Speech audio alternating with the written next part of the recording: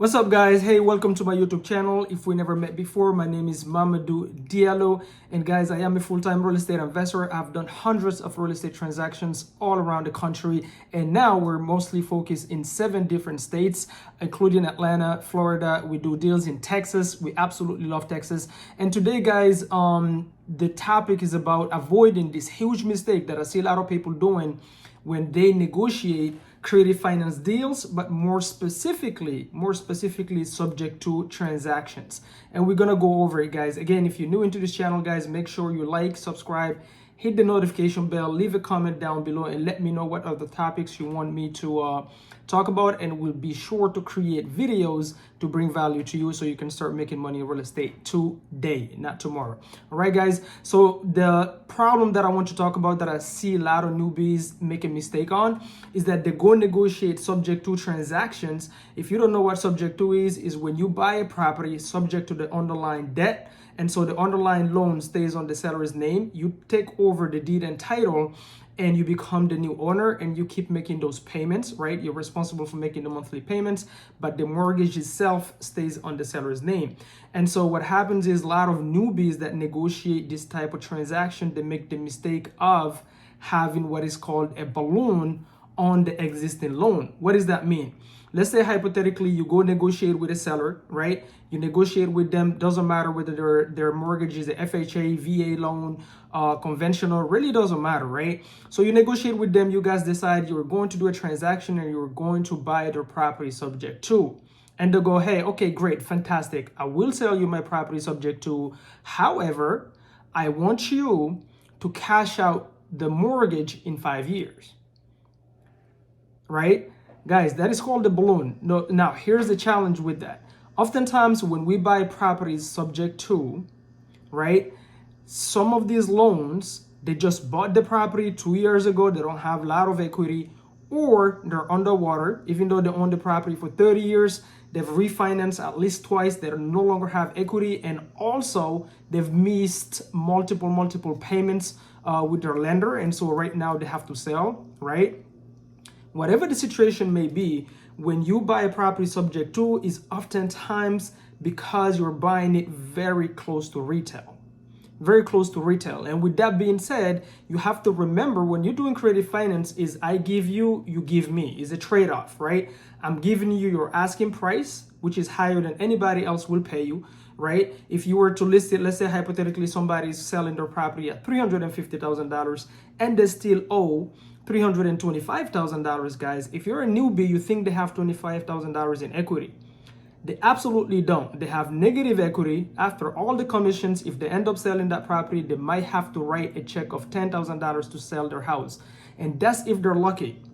So if in a scenario where you come in and you buy it subject to, what's going to happen is you're going to say, hey, instead of you having to write a $10,000 check potentially, right, to sell your home, how about I put $5,000 in your pockets, you leave that mortgage on your name, and I take over the monthly payments, we transfer ownership, I own the property, you no longer have nothing to do with the property, right? And so when the seller goes, when you do that, remember, you're buying it over retail.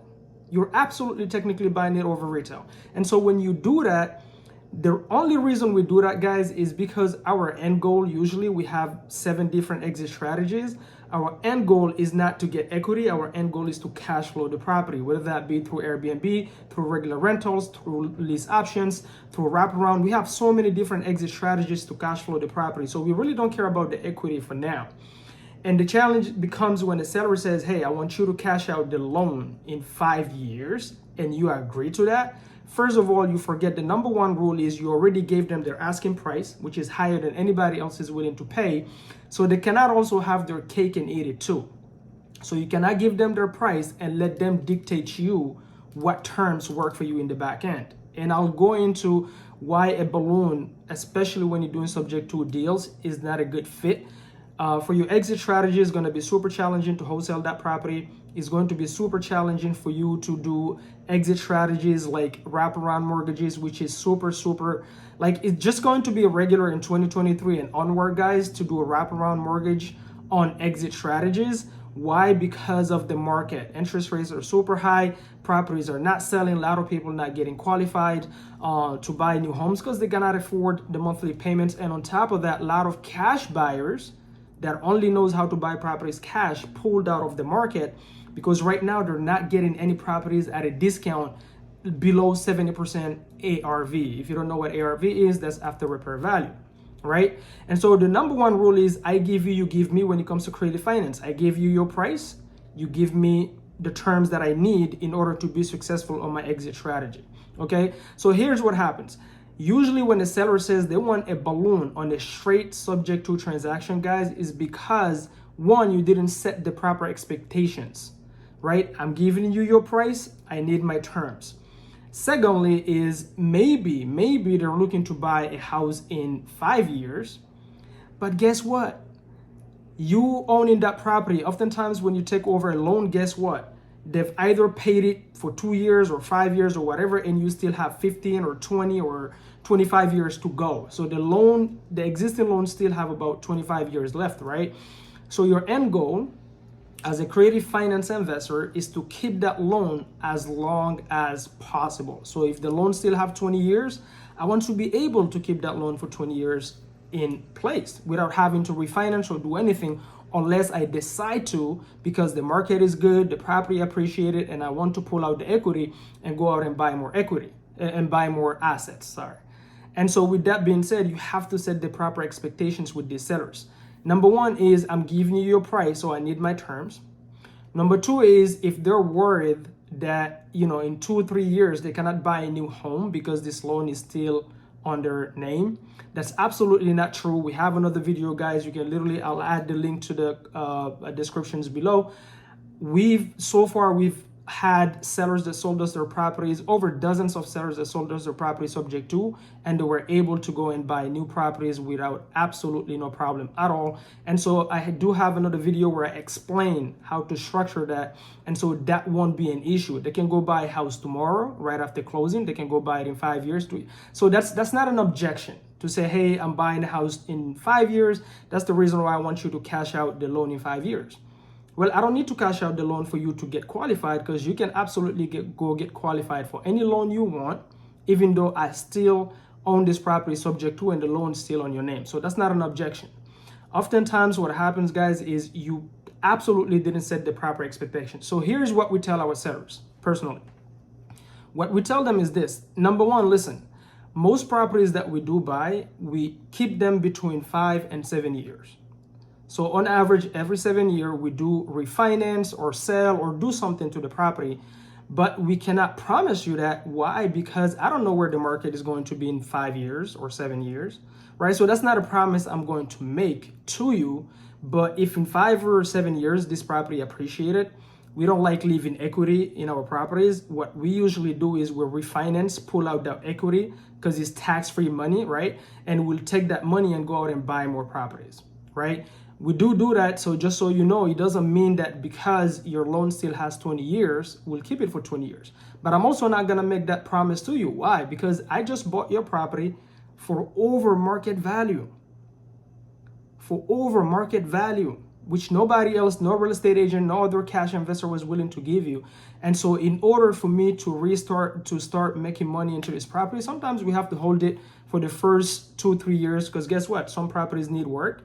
Right? You got to go raise private capital, bring it in, give cash to seller, pay the closing fees, then you have holding costs, then you have to renovate the property before you can do anything. And so you bring all this money, sometimes it will take you 1 to 2 years to just recoup your initial investment, then you start making money, right? So that's the number one way we overcome that. It's like, hey, don't worry about it. It doesn't mean that because your loan still have 20 years, we're going to keep it for 20 years. But I'm not also going to make you the promise that I will refinance in 20 years, because you can go qualify for any loan. The second thing that we tell sellers is, hey, what is the issue? If you trust me to keep this loan on your name and keep making the payments for 7 years, why not trust me for 15? What is the difference? I'm confused, right?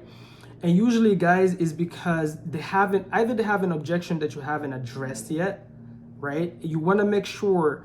Here's the thing, guys, when you're doing creative finance, I love giving this analogy because it's so true. It's like getting married. you date somebody, you guys like each other, and maybe you found them on Tinder, whatever app you use to date people. You find them there, and then you guys like each other, right? When you get when it's a new relationship, there's that what we call the honeymoon phase, right? You want to talk to them till midnight, 1 a.m., 4 a.m., whatever.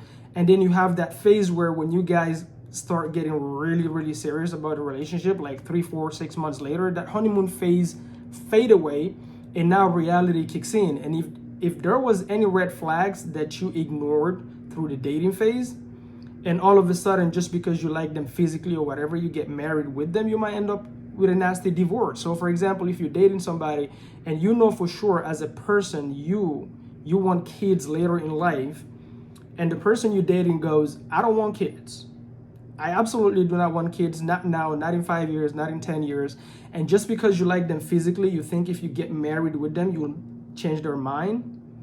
And then you get married with them. Then 2 years later, you bring up the conversation. Hey, I'm ready to have kids. Oh, remember, honey, I told you, I don't want kids. We can go out and buy a dog if you want to. Nothing wrong with that. But guess what? You cannot really blame her, your partner, or he, for not wanting kids, because they did tell you from the beginning, since you guys were dating. And you should have been realistic about that. So when you're going into creative finance, guys, is literally you getting married with these people. That's exactly what's happening.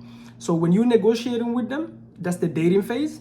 When you close escrow, after that, you guys are in the marriage. Because guess what? Even if they don't have equity, so when people have equity, we keep the loan in place, we make the monthly payments on that loan, and also we send them a monthly check on their equity, right?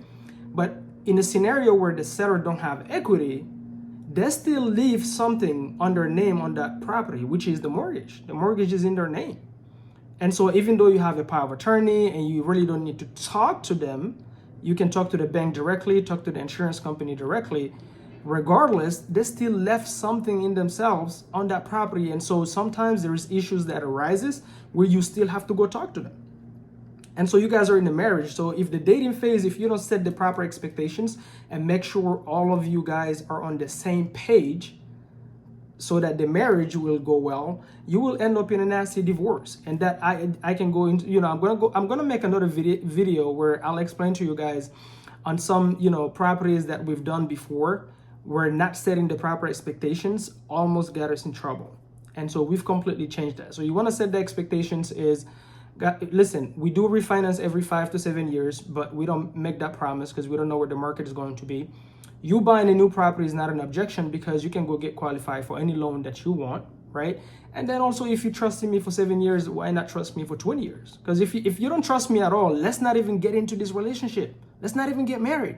If you don't trust me, let's end the dating phase here and let's not even get married. Or how about we have a dating contract? Guys, a dating contract is really simple. Really, really simple. Hey, are you really stuck on me having to cash out in 5 years? Yes, absolutely. Okay, great. You know what? I still like the deal. I still like the potential cash flow we're going to make on this. How about we have a dating contract? And if I do exactly as I say, then we get married. What does that mean? That means sometimes you can tell the seller, hey, how about we do this? Let's agree on doing the subject to transaction. And then if I make the monthly payments on that mortgage, because sometimes their fear is you start defaulting, or maybe you get abducted by aliens and they don't know what happens to the property. So if you know how to explain the way you set up your, personally, the way we explain, I'm going to do a whole nother video, guys, when it comes to that, like the way we set up the paperwork, how do we protect the seller. This is not the video for it. All right. But guys, sometimes what you can do is say, hey, how about let's start dating. Let's close the escrow. And then our dating contract will say, if I make the monthly payments on that mortgage for 1 year straight on time without missing any payment, then the balloon is off. The balloon is completely off, and I can keep this loan as long as I need to based on my business strategy and exit strategy. You can do it like that too. But the bottom line is, guys, if you agree to a balloon on a subject to transaction, it limits you so much on what you can do in the back end, and it's gonna be hard for you to find a buyer if you're looking to wholesale it. So let's say on a hybrid scenario where you have a mortgage. Hybrid, guys, is when you buy a property subject to, subject to the underlying loan, and then the seller also have equity. So let's say they owe $200,000 to Wells Fargo, and then they also have $200,000 in equity, right? So on top of paying Wells Fargo every single month, the seller is also your bank, right? And so if you're sending them a check every single month, we don't mind having a balloon on that equity.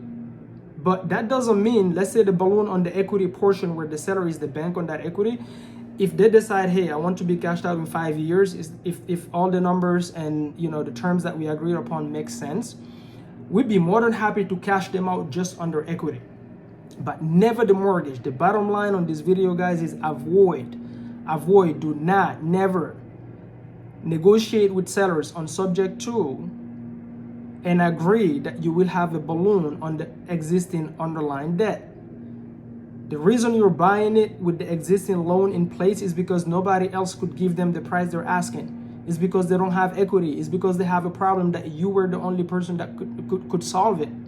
And so with that being said, you have to be sure that they understand the way this thing works.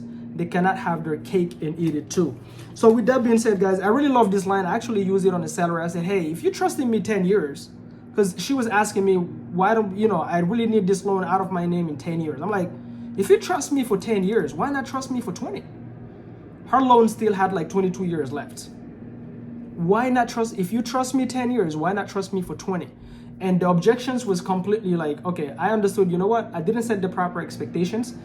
I didn't help her understand exactly our exit strategy, and that we don't even start making money maybe up to like year 2, unless we turn it into things like Airbnbs and whatnot. But if it's regular rentals, guys, oftentimes the money you bring to the table, you don't even recoup that money before 1 to 2 years. That's just the reality of it, right? And so it gotta make sense. And also you're buying it at market value.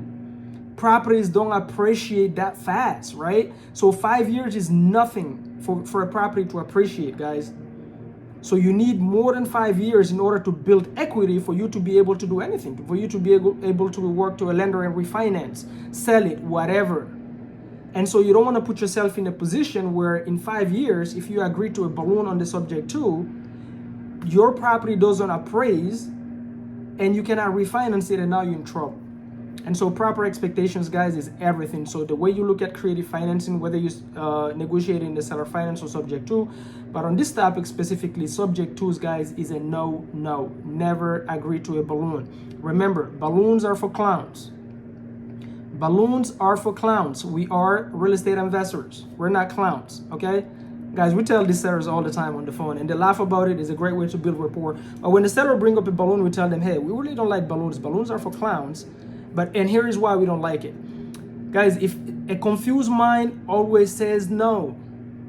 A confused mind always says no. So every single time you have somebody just like the seller is just completely adamant, there's either something they don't understand how you make money, how you exit, you didn't set the proper expectations, and you didn't remind them also that the very reason that you're buying it subject to is because they owe way too much for anything else to work. And so because you're buying it for that high of a number, you need way more than 5 years for this property to go back up. It only makes sense.